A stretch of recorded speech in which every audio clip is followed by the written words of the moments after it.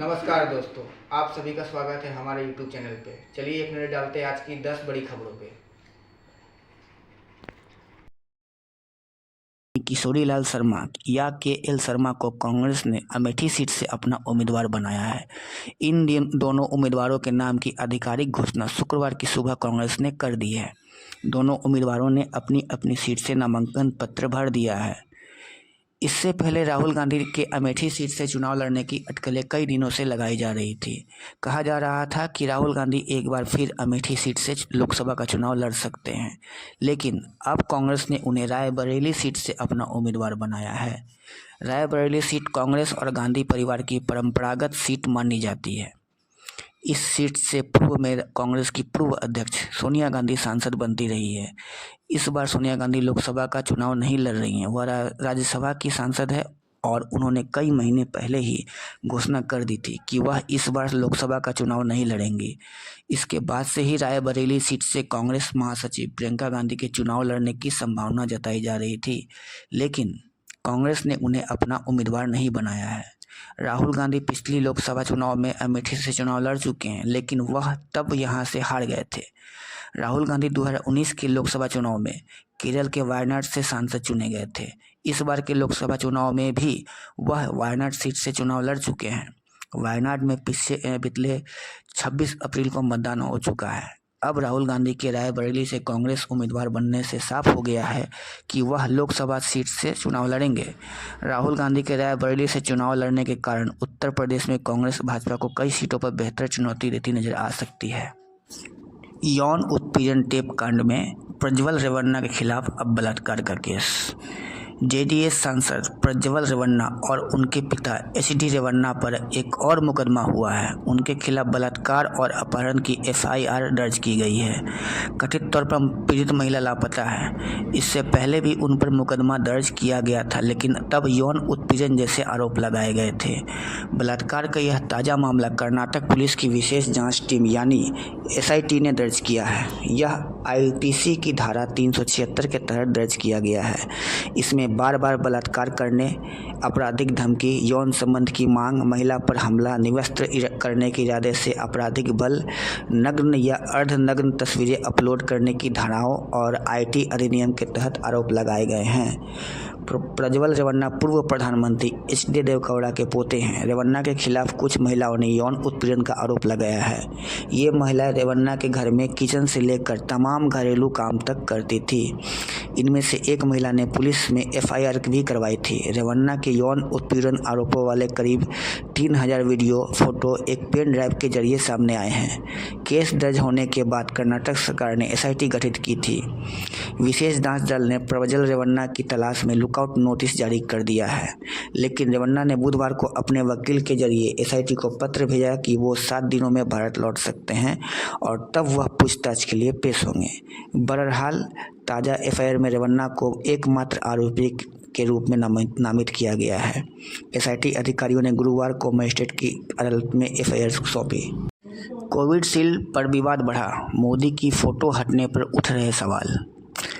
इस स्टोरी में दोनों फोटो पर आपने गौर से देखा होगा, नहीं देखा तो फिर से देखिए। ये एक फ़ोटो उस सर्टिफिकेट की है जिसमें पीएम मोदी की फ़ोटो और संदेश है। संदेश में लिखा है दवाई भी कड़ाई भी। दूसरे फोटो में पीएम मोदी की फ़ोटो गायब है। यही कहानी है उस बहुचर्चित वैक्सीन कोविशील्ड की।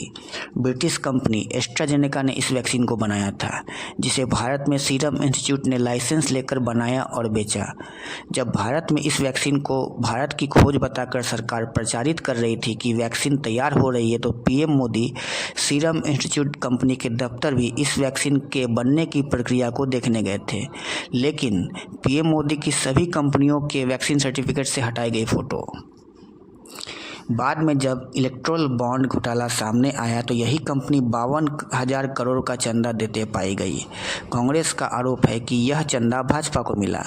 अब जब ब्रिटिश कंपनी एस्ट्राजेनेका ने अपनी वैक्सीन के गंभीर दुष्प्रभावों की बात को अदालत में स्वीकार किया तो भारत में विवाद बढ़ गया। जनता और विपक्ष ने मोदी सरकार को इस मुद्दे पर घेर लिया। यूके हाईकोर्ट ने एस्ट्राजेनेका ने स्वीकार किया कि उसकी वैक्सीन में थ्रोम्बोसाइटोपेनिया सिंड्रोम के साथ थ्रोम्बोसिस का कारण बन सकता है, जो खून में थक्के पैदा करता है और प्लेटलेट भयानक रूप से कम हो जाते हैं।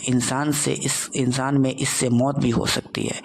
भारत में हाल में ही हुई मौतों को लोगों ने इससे जोड़कर देखना शुरू कर दिया है। नफरत फैलाने के आरोपों के बाद भाजपा का वीडियो इंस्टाग्राम से हटा। देश के मुसलमानों को निशाना बनाकर भाजपा के आधिकारिक इंस्टाग्राम हैंडल से 30 अप्रैल को जारी किया गया एक वीडियो अब इंस्टाग्राम से हटा दिया गया है। 1.5 मिनट की इस वीडियो के जरिए देश में नफरत फैलाने के आरोप भाजपा पर लग रहे थे।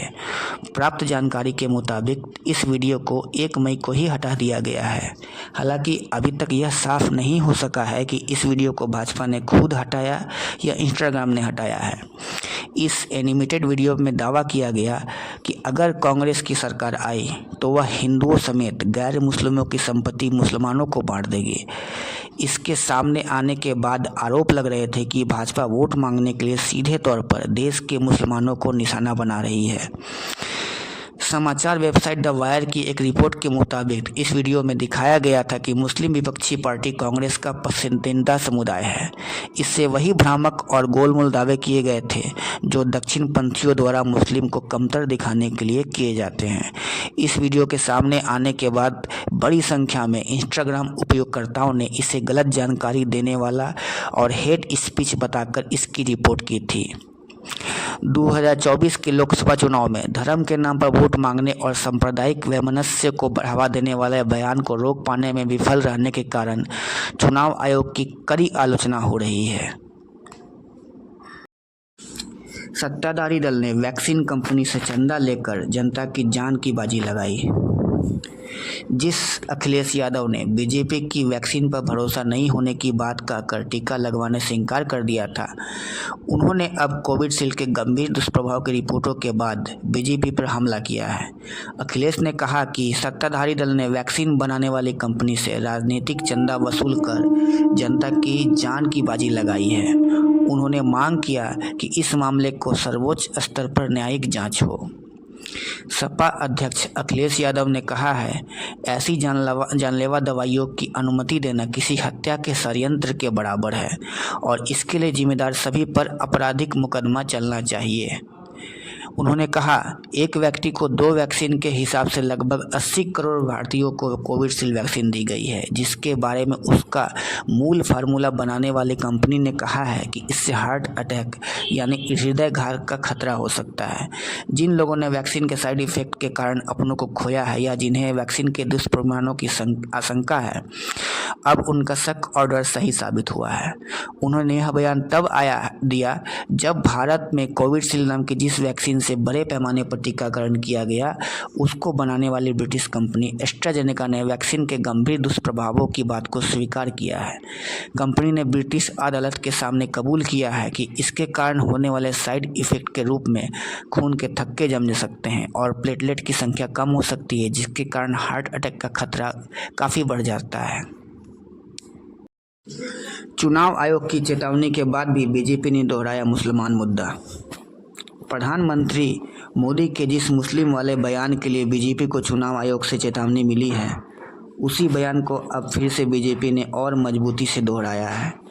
बीजेपी अध्यक्ष जेपी नड्डा ने शुक्रवार को लोकसभा चुनाव घोषणा पत्र को लेकर कांग्रेस पर हमला करते हुए कहा कि सबसे पुरानी पार्टी का छिपा हुआ एजेंडा पिछले वर्गों और गरीबों के अधिकारों को छीनना और तुष्टीकरण की राजनीति के लिए मुसलमानों को देना है। प्रधानमंत्री मोदी ने भी कुछ ऐसा ही आरोप लगाया था।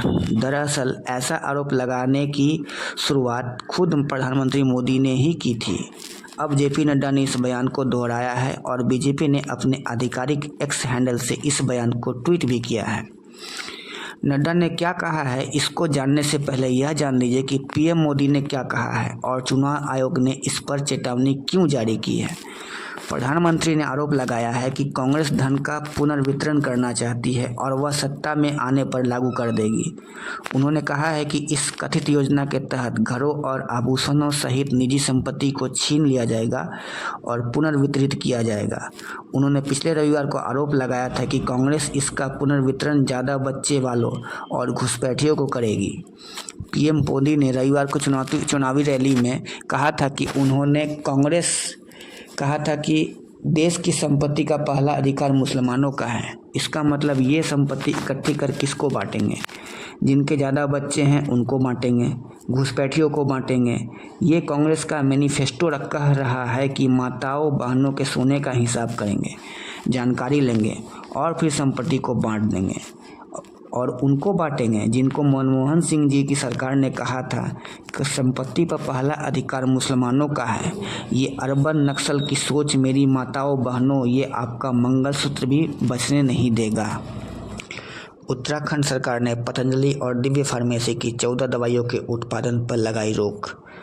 भ्रामक विज्ञापन मामले में सुप्रीम कोर्ट की कार्रवाई का सामना कर रहे बाबा रामदेव को एक और झटका लगा है। उत्तराखंड सरकार ने बाबा रामदेव की पतंजलि आयुर्वेद और दिव्य फार्मेसी के 14 उत्पादों के विनिर्माण लाइसेंस को तत्काल प्रभाव से निलंबित कर दिया है। इस बात की जानकारी उत्तराखंड सरकार की तरफ से सोमवार को सुप्रीम कोर्ट में एक हलफनामा दाखिल कर दी गई है। इसमें कहा गया है कि उत्तराखंड सरकार के स्टेट लाइसेंसिंग अथॉरिटी या SLA ने इन आयुर्वेदिक उत्पादों के निर्माण के लिए मिला लाइसेंस तत्काल प्रभाव से निलंबित करने का आदेश भी जारी कर दिया गया है। इस आदेश में कहा गया है कि दिव्य फार्मेसी हरिद्वार तथा पतंजलि आयुर्वेदिक लिमिटेड हरिद्वार द्वारा उत्पादन लाइसेंस में उल्लिखित नियम व शर्तों ड्रग्स एवं मैजिक रेडीमेड एक्ट 1954 तथा ड्रग्स एवं कॉस्मेटिक एक्ट 1945 का बार बार उल्लंघन किया जा रहा है। फर्म द्वारा दिया गया स्पष्टीकरण संतोषजनक नहीं है। आदेश में कहा गया है कि संबंधित फर्म द्वारा विभिन्न सोशल मीडिया प्लेटफॉर्म पर वर्तमान में भी भ्रामक विज्ञापन जारी रहना संज्ञानित हुआ है। इस आदेश के मुताबिक इन उत्पादों के विनिर्माण लाइसेंस को ड्रग्स एवं कॉस्मेटिक्स एक्ट 1945 की धारा 159(1) के तहत तत्काल प्रभाव से निलंबित किया गया है। साथ ही सूची में दिए गए उत्पादों के निर्माण तत्काल प्रभाव से बंद करने की भी बात कही गई है। भारतीय परिवारों की बचत में क्यों आ रही है गिरावट? भारत की शुद्ध घरेलू बचत 47 साल के निचले स्तर पर पहुंच गई है। BBC की एक रिपोर्ट के मुताबिक दशकों से भारत बचतकर्ताओं का देश रहा है। भारत के लोग अपनी कमाई का एक बड़ा हिस्सा भविष्य की सुरक्षा के लिए बचाकर रख देते हैं, लेकिन अब कुछ गड़बड़ी होते दिख रही है। भारतीय रिजर्व बैंक के हालिया आंकड़े कहते हैं कि भारत की शुद्ध घरेलू बचत 47 साल के निचले स्तर पर हैं। BBC की रिपोर्ट कहती है कि वित्तीय वर्ष 2023 में बचत घटकर सकल घरेलू उत्पाद GDP का 5.3% हो गई, जो 2022 में 7.3% थी। अर्थशास्त्री इस गिरावट को नाटकीय बता रहे हैं। इस अवधि में घरेलू कर्ज में भी तेज उछाल आया है। वार्षिक उधार सकल घरेलू उत्पाद का 5.8% था, जो कि 1970 के दशक के बाद का दूसरा उच्चतम स्तर है। रिपोर्ट कहती है कि जैसे जैसे परिवार ईंधन की खपत के लिए कर्ज पर निर्भर होते जा रहे हैं, उनकी बचत अनिवार्य रूप से कम होती जा रही है। जितना अधिक वे उधार लेते हैं, वे अपनी आय का अधिक हिस्सा कर्ज चुकाने में लगाते हैं, बचत के लिए कम छोड़ते हैं। BBC की यह रिपोर्ट कहती है कि मोतीलाल ओसवाल फाइनेंशियल सर्विसेज के अर्थशास्त्री निखिल गुप्ता का कहना है कि भारत में बढ़ते घरेलू ऋण का एक महत्वपूर्ण हिस्सा गैर बंधक ऋण से बना है। इनमें से आधे से अधिक ऋणों में कृषि और व्यावसायिक ऋण शामिल हैं। निखिल गुप्ता सवाल उठाते हैं कि कम बचत और उच्च ऋण की यह प्रवृत्ति हमें दुनिया की 5वीं सबसे बड़ी भारत की अर्थव्यवस्था के बारे में क्या बताती है? क्या बढ़ी हुई उधारी और खर्च भविष्य के लिए आशावाद की ओर इशारा करते हैं, या वे घटती आय, मुद्रास्फीति और आर्थिक तनाव जैसे चुनौतियों की चेतावनी देते हैं? संपत्ति के पुनर्वितरण पर सियासी घमासान क्यों? जानिए मुस्लिमों के पास कितना धन। पिछले कुछ दिनों से संपत्ति के पुनर्वितरण का विवाद छाया हुआ है। इसकी शुरुआत प्रधानमंत्री नरेंद्र मोदी ने रविवार को ही की और वह लगातार इसको मुद्दा बना रहे हैं। उन्होंने दावा किया कि कांग्रेस ने चुनाव घोषणा पत्र में संपत्ति के पुनर्वितरण की बात कही है। इस बात को लेकर पीएम ने आगे कहा है कि वे इस संपत्ति को ज़्यादा बच्चे वाले और घुसपैठियों को बांटेंगे। पीएम ने तो यह तक कह दिया कि ये माताओं बहनों का मंगलसूत्र भी बचने नहीं देंगे। कांग्रेस ने पीएम के इस बयान को सफ़ेद झूठ कहा है और चुनौती दी है कि वह कांग्रेस के घोषणा पत्र में कही बातों से इसे साबित करें। बीजेपी और कांग्रेस में इस सियासी घमासान के बीच सवाल उठता है कि आखिर संपत्ति के पुनर्वितरण की बात क्यों उठ रही है। क्या विभिन्न वर्गों और समुदायों में धन का असमान वितरण है?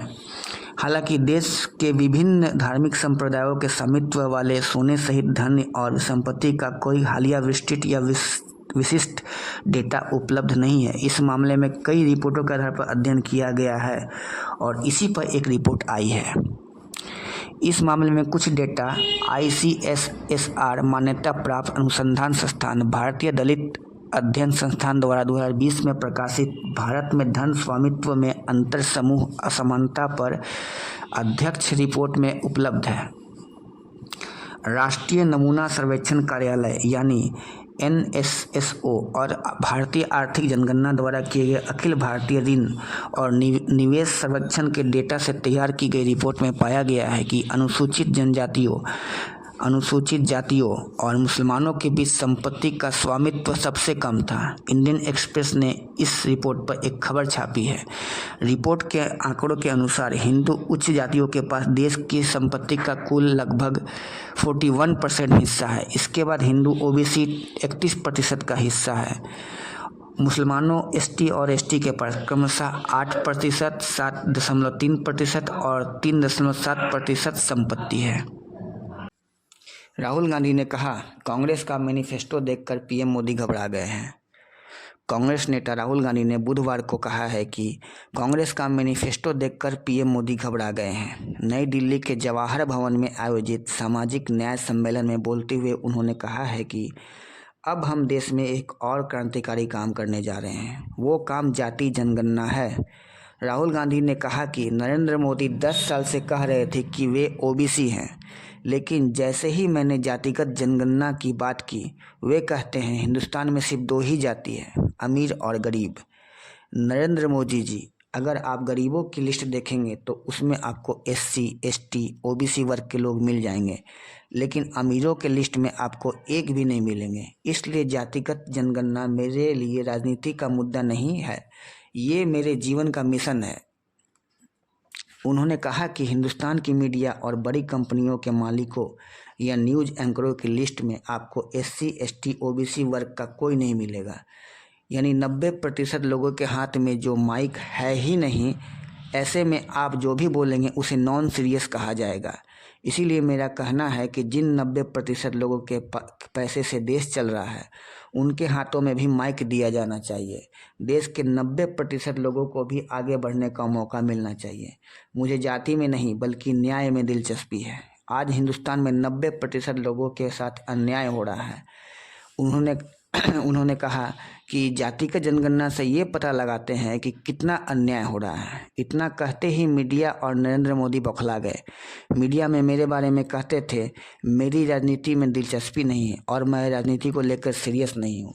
इसका मतलब मीडिया के मुताबिक मनरेगा नॉन सीरियस था, भूमि अधिग्रहण बिल नॉन सीरियस था, भट्टा परसौल नॉन सीरियस था, नियामिरी नॉन सीरियस था।